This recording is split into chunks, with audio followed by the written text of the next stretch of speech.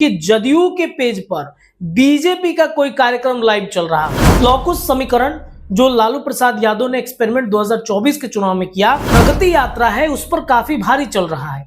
यानी कि लोग तेजस्वी यादव को बिहार में पसंद कर रहे हैं।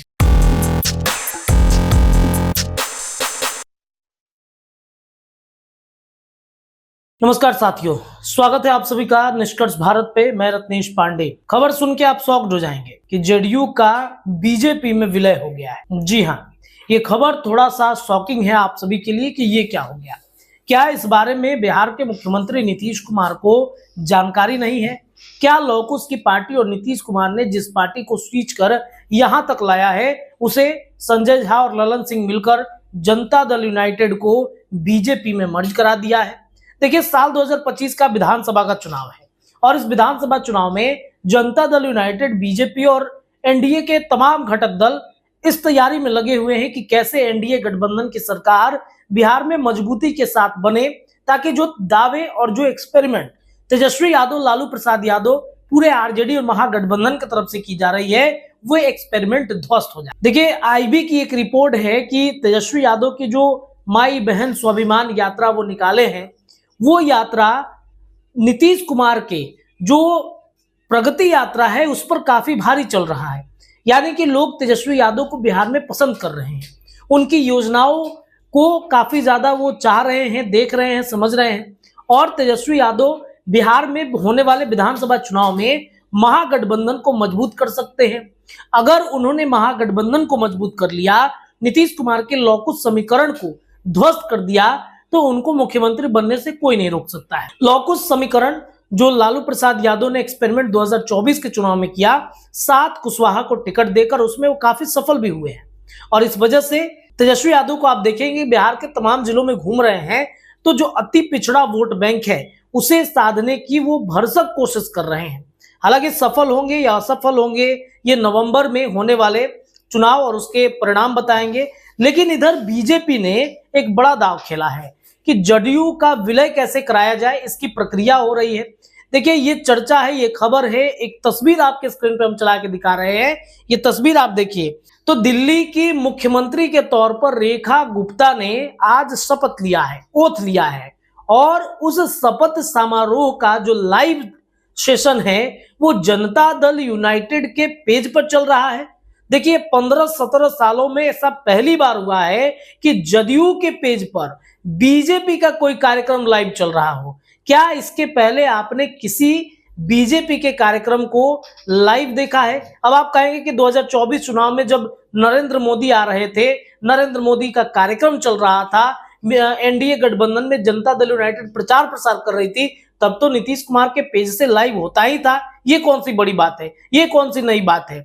बिल्कुल ये बड़ी बात है, नई बात इसलिए है कि उस समय नीतीश कुमार वहां मौजूद हुआ करते थे और आज वहां पर नीतीश कुमार मौजूद नहीं है। एक तस्वीर हम आपको दूसरी दिखाते हैं। इसमें आप देखिए, दिल्ली के रामलीला मैदान में जहां दिल्ली के सीएम के तौर पर रेखा गुप्ता ने शपथ लिया, तो वहां पर नरेंद्र मोदी भी पहुंचते हैं और नरेंद्र मोदी का स्वागत जनता दल यूनाइटेड की तरफ से 2 दिग्गज नेता कर रहे हैं। संजय झा कर रहे हैं, ललन सिंह कर रहे हैं। संजय झा, ललन सिंह पर ये आरोप लगते रहे हैं हमेशा से कि ये सभी नीतीश को बाईपास करके जनता दल यूनाइटेड में फैसले ले रहे हैं। मनीष वर्मा के कार्यक्रम को रद्द करने के पीछे संजय झा का हाथ है, ऐसा आरोप लगता है। हालांकि संजय झा ये कहते हैं कि नीतीश कुमार की प्रगति यात्रा चल रही थी, इसके अलावा एनडीए गठबंधन का जिला स्तर कार्यक्रम चल रहा था, तो जनता दल यूनाइटेड के कितने कार्यक्रम चलेंगे? एनडीए गठबंधन को मजबूत करने हैं। क्या ये नीतीश कुमार के इशारे पर हुआ था या संजय झा खुद फैसला ले रहे हैं? ये पार्टी का अंदरूनी मैटर है। लेकिन एक आरोप, एक चर्चा तो ये लगते रहा है कि संजय झा ने जदयू को हाईजैक कर लिया है। संजय झा हर फैसले ले रहे हैं, हर फैसले को पलट दे रहे हैं। देखिए, बीपीएससी से जुड़ा हुआ एक बड़ा मुद्दा है बिहार में, जो छात्रों के सेंटिमेंट से जुड़ा हुआ है, उनके परिवार से जुड़ा हुआ है। लेकिन इस बीपीएससी के मुद्दे पर नीतीश कुमार की तरफ से कोई भी बयान नहीं आए। ऐसी चर्चा है, प्रशांत किशोर ने भी आरोप लगाया कि नीतीश कुमार तक इस मुद्दे को पहुंचने ही नहीं दिया गया।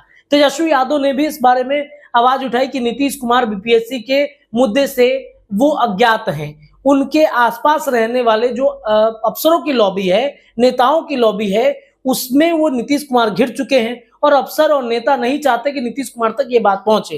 अन्यथा आप बिहार में कई ऐसे आंदोलन हुए हैं, आंदोलन चाहे पॉलिटिकल पार्टियों के हों या फिर आंदोलन छात्रों का है, क्या नीतीश कुमार ने फैसले नहीं लिए हैं?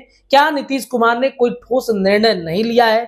ये जो चर्चा हो रही है बीपीएससी से जुड़े मुद्दे को लेकर, नीतीश कुमार के कानों तक पहुंचा ही नहीं। अन्यथा कानों तक पहुंचा होता तो आपको याद होगा प्रगति यात्रा के दौरान नीतीश कुमार मुजफ्फरपुर में जब पहुंचे थे तो उनसे पत्रकारों ने सवाल किया, पूछा कि सर बीपीएससी का प्रोटेस्ट चल रहा है, तो नीतीश कुमार कहते हैं कि कहां हुआ है, कौन कर रहा है, मुझे नहीं जानकारी है, मुझे पता भी नहीं है। जबकि बीपीएससी से जुड़ा हुआ वो आंदोलन 1 महीना से ज्यादा हो चुका था और इस वजह से ऐसी चर्चा थी कि नीतीश कुमार पूरी तरीके से घिरे हुए हैं।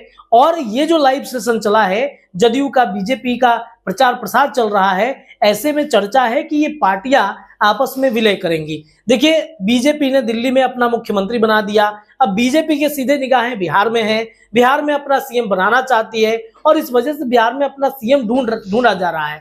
जदयू को अगर विलय करा दिया जाएगा तो उसके पास ये तो नहीं रहेगा कि भाई नीतीश कुमार या उनके करीबी को ही सीएम बनाना है।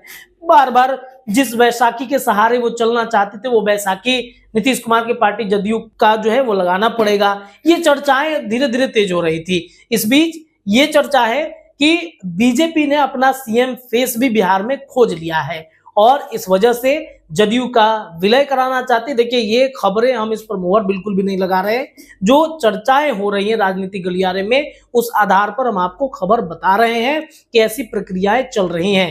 नीतीश कुमार गायब रहते हैं, चिराग पासवान गायब रहते हैं, वो मानते हैं कि कार्यक्रम के तहत वो पहुंचे हुए थे, लेकिन नीतीश कुमार का गायब होना सवाल तो खड़े करेगा ही और जदयू के पेज से बीजेपी का मुख्यमंत्री का ओथ लेना ये भी एक सवाल खड़ा करता है। तो देखिए क्या होता है। फिलहाल के लिए इतना ही, जुड़े रहिए, तमाम अपडेट आपको हम राजनीति से जुड़े हुए देते रहेंगे। धन्यवाद।